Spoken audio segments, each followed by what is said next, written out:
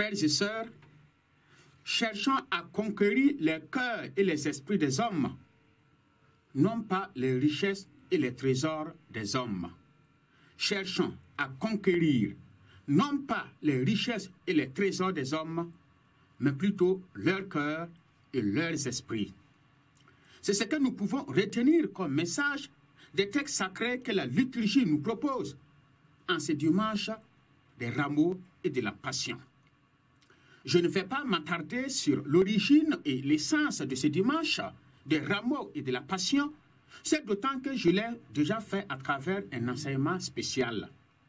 Mais ce que je pourrais dire ici en guise de résumé est que le dimanche des rameaux et de la passion nous permet de contempler au cours d'une seule et même célébration liturgique le mystère de la passion, de la mort et de la résurrection de notre Seigneur et Sauveur Jésus-Christ. Mystère que nous allons vivre intensément tout au long de cette semaine sainte qui commence justement avec et par le dimanche des rameaux et de la passion.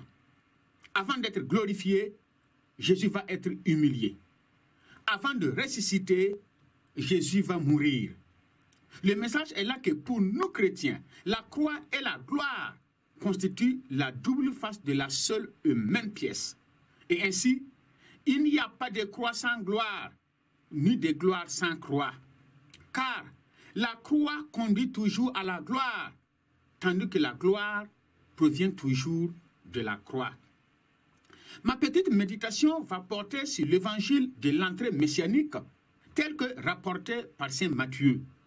Matthieu 21, 1, 11. Initiée depuis le chapitre 20 dans l'évangile de saint Matthieu, la marche de Jésus vers Jérusalem arrive finalement à son terme. Mais pourquoi avoir entrepris une telle marche? Voici la réponse à travers le passage où Jésus lui-même a évoqué le sujet avec ses apôtres. Pendant que Jésus montait à Jérusalem, il prit à part les 12 disciples et il leur dit en chemin: voici que nous montons à Jérusalem, et le Fils de l'homme sera livré aux chefs des prêtres et aux scribes. Ils le condamneront à mort et ils le livreront aux païens pour qu'ils se moquent de lui, le flagellent et le crucifient. Et le troisième jour, il ressuscitera. Matthieu 20, 17, 19. Humainement parlant, on ne comprend pas l'attitude de Jésus. Quand bien même il savait ce qui allait lui arriver à Jérusalem, il s'y rend. D'aucuns parleront de destinée à laquelle Jésus ne pouvait pas se dérober ni échapper. D'autres y verraient de la résignation. D'autres enfin un suicide. Mais pour nous, il ne s'agit ni de l'un ni de l'autre. Non, il s'agit tout simplement de l'amour. Oui, il s'agit tout simplement de l'amour. À cause de l'amour qu'il a pour nous, Jésus se rend à Jérusalem pour se sacrifier. Eh bien, à Pierre, qui a voulu se battre au jardin de Gethsémani pour éviter l'arrestation de Jésus en frappant de son épée, Jésus dit: remets ton épée dans son fourreau, car tous ceux qui prendront l'épée périront par l'épée. Penses-tu que je ne puisse pas invoquer mon Père, qui me donnera en l'instant même plus de 12 légions d'anges? Matthieu 26, 32, 52, 53. De même, à Pilate qui lui demanda s'il était roi, Jésus répliqua ainsi: ma royauté n'est pas de ce monde. Si ma royauté était de ce monde, j'aurais des gardes qui se seraient battus afin que je ne sois pas livré aux Juifs. Mais non, ma royauté n'est pas de ce monde. Jean 18, 36.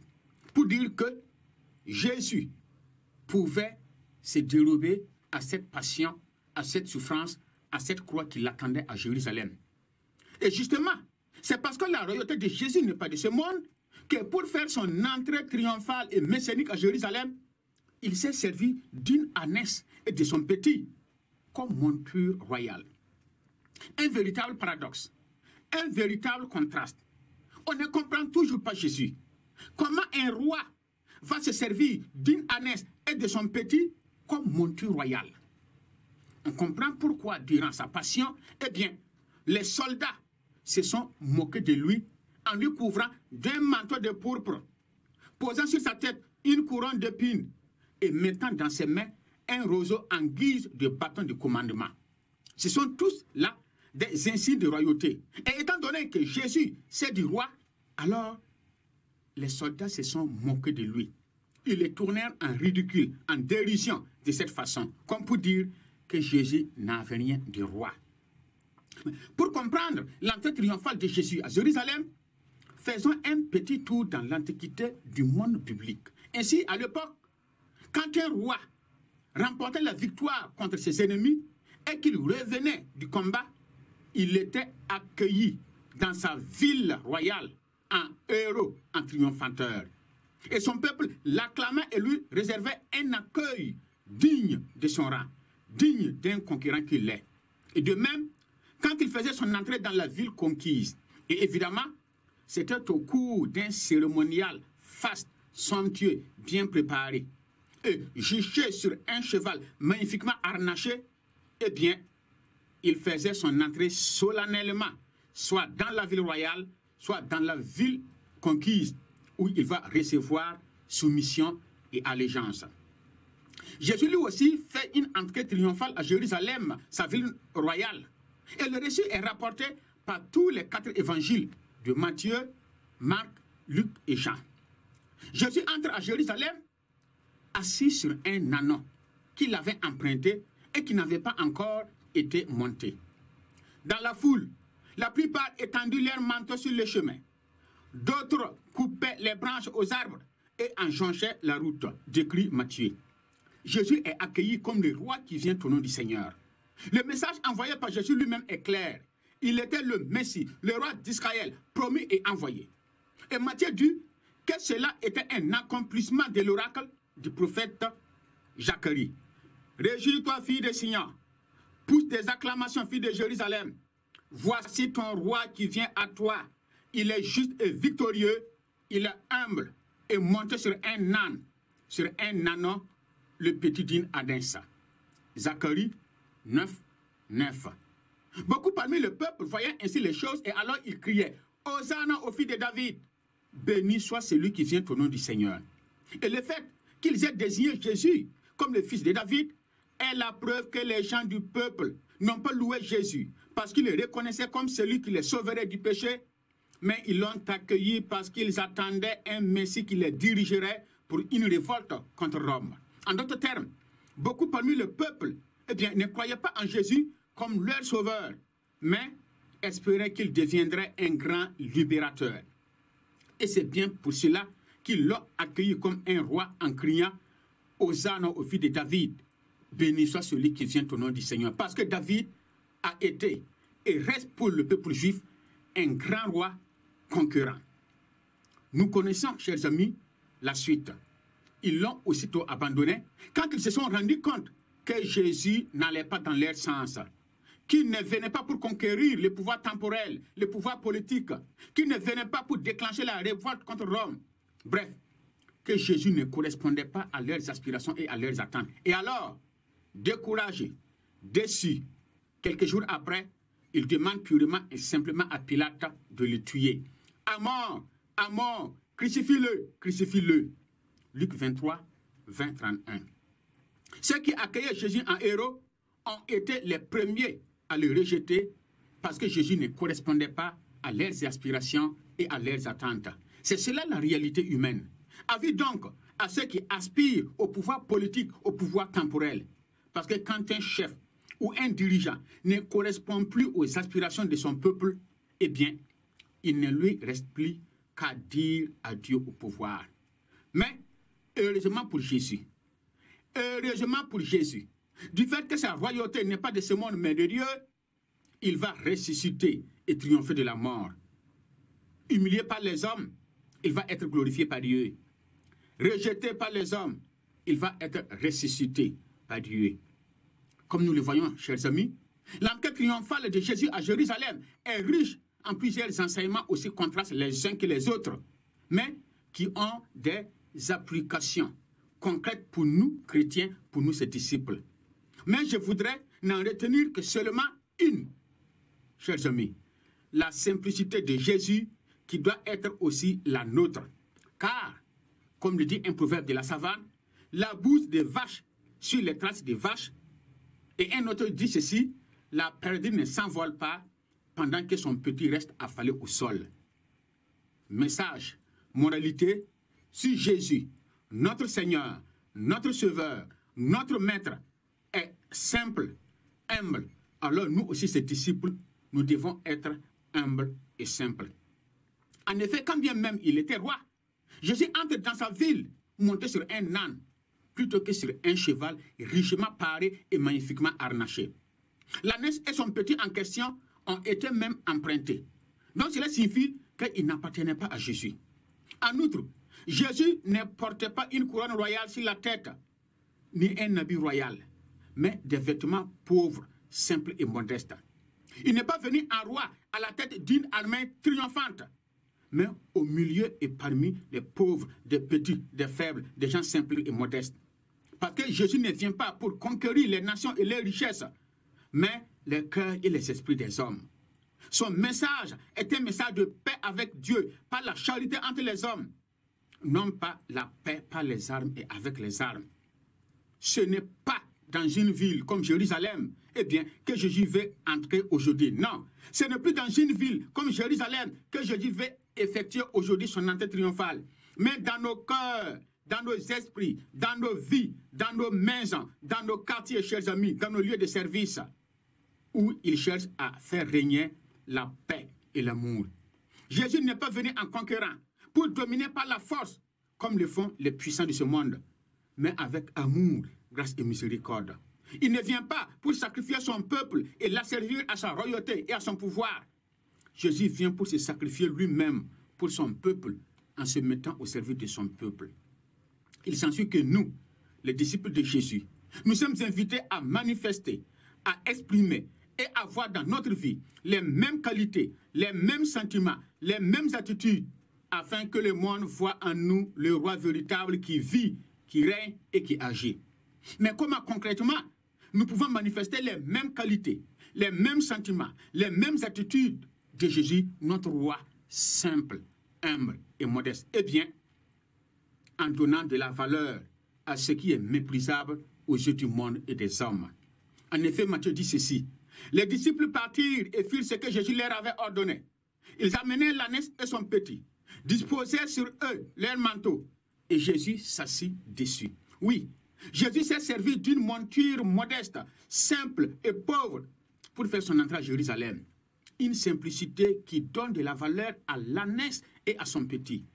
Mais pas que Jésus ne pouvait pas se procurer une autre monture plus noble que l'âne, comme le cheval, qui était et qui restait toujours la monture des rois. C'est un passage des évangiles, nous le démontre. Ainsi, à propos de l'entourage féminin de Jésus, c'est-à-dire les femmes qui suivaient Jésus, Luc dit, Jésus allait de ville en ville et de village en village, prêchant et annonçant la bonne nouvelle du royaume de Dieu. Les 12 étaient auprès de lui avec quelques femmes qui avaient été guéries d'esprits malins et de maladies. Marie, dite de Magdala, de laquelle étaient sortis 7 démons. Jeanne, femme de Cousa, intendant d'Hérode. Suzanne et plusieurs autres qui l'assistaient de leurs biens. Luc 8, 1, 3. Et dans le récit de l'institution de l'Eucharistie, nous lisons ceci dans l'évangile de Marc. Le premier jour des pains sans levain, où l'on immolait la Pâque, les disciples de Jésus lui dirent, où veux-tu que nous allions préparer la Pâque? Et il envoya 2 de ses disciples et leur dit, allez à la ville, vous rencontrerez un homme portant une cruche d'eau. Suivez-le. Quelque part qu'il entre, dites au maître de la maison. Le maître dit, où est le lieu où je mangerai la Pâque avec mes disciples? Et il vous montrera en haut de la maison une grande chambre déjà prête avec tout ce qui est nécessaire. C'est là que vous préparerez le repas. Marc 14, 12, 15. Il existe d'autres passages de ces gens qui nous prouvent que Jésus avait des amis parmi l'aristocratie, c'est-à-dire parmi les hommes et les femmes riches et nobles, puissants et influents de l'époque, à qui il pouvait demander un cheval dont il se servirait pour entrer triomphalement à Jérusalem. Mais non, il a préféré se servir d'un âne une monture réservée aux pauvres et aux personnes modestes. Jésus a besoin de nous autant que nous avons besoin de lui. Et quand il vient dans notre vie, eh bien, ce n'est pas pour nous humilier, mais c'est pour nous élever. Il rend noble ce que les hommes méprisent et valorise ce que les hommes déprécient. Oui, frères et sœurs, c'est par notre simplicité de vie, à la suite de Jésus, que nous allons conquérir les cœurs et les esprits des hommes.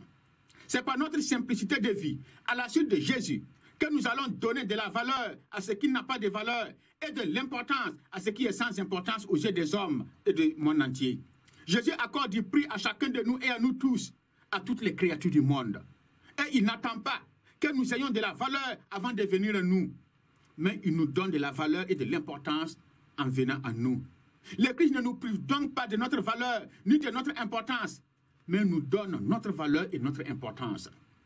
Ce qu'il y a de fou dans le monde, voilà ce que Dieu a choisi. Et ce qu'il y a de faible dans le monde, voilà ce que Dieu a choisi. Dit Saint Paul, 1 Corinthiens 1, 28. Toi, mon frère, toi, ma sœur, ne te dis pas en quoi je suis utile ou en quoi je peux servir Dieu et Jésus et ma communauté. Non et non. Ne te dis pas cela pour demeurer chez toi dans ton coin sans t'engager. Ne te dis pas je ne suis rien pour rester loin de Jésus. Lève-toi. Va à Jésus qui fera de toi quelqu'un et quelque chose. Il a besoin de toi. Ne te dis pas je ne vaux rien. Lève-toi. Va à Jésus qui te rendra ta vraie valeur. Il a besoin de toi. Enfin, ne te dis pas je ne peux rien. Lève-toi. Va à Jésus qui te rendra capable de ce dont tu es incapable. D'ailleurs, sache que Jésus n'appelle pas et ne choisit pas ceux qui sont capables pour sa mission. Il rend plutôt capables ceux et celles qu'il appelle pour sa mission. De même, en tant que disciples de Christ, pour conquérir les cœurs et les esprits des autres, donnons-leur de l'importance et de la valeur. Nous avons besoin d'eux. Ayons de l'estime, du respect et de la considération pour les autres. Nous avons besoin d'eux. Le calao a beau maigrir, il ne se posera jamais sur l'herbe, dit un proverbe de la savane. Malgré ce qu'est une personne, elle a de l'estime, de la valeur, de l'importance et peut être utile. Chacun est utile, chacun est important, chacun peut faire quelque chose pour nous et pour la communauté. Chacun peut jouer un rôle. Il ne faut donc pas se plaindre de ce que l'autre n'est pas ou de ce qu'il n'a pas, mais plutôt aimer, apprécier et valoriser ce qu'il est et ce qu'il a. C'est ainsi qu'en tant que disciples de Christ, nous pourrons conquérir les cœurs et les esprits des hommes au lieu de chercher à conquérir les richesses et les trésors. Bon dimanche des rameaux et de la passion à toutes et à tous.